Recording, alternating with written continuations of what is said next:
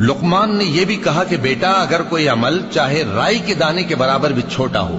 اور ہو بھی کسی پتھر کے اندر یا آسمانوں میں مخفی ہو یا زمین میں، اللہ اس کو قیامت کے دن لا موجود کرے گا۔ کچھ شک نہیں کہ اللہ باریک بین ہے، خبردار ہے۔ بیٹا نماز کی پابندی رکھنا اور لوگوں کو اچھے کاموں کے کرنے کا مشورہ دیتے رہنا،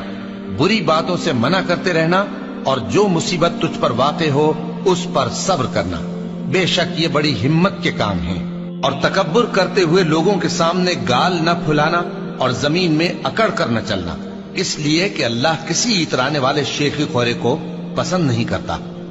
اور اپنی چال میں اعتدال کیے رہنا اور بولتے وقت ذرا آواز نیچی رکھنا، کیونکہ بہت اونچی آواز گدھوں کی سی ہے، اور کچھ شک نہیں کہ سب سے بری آواز گدھوں کی ہوتی ہے۔ کیا تم نے نہیں دیکھا کہ جو کچھ آسمانوں میں اور جو کچھ زمین میں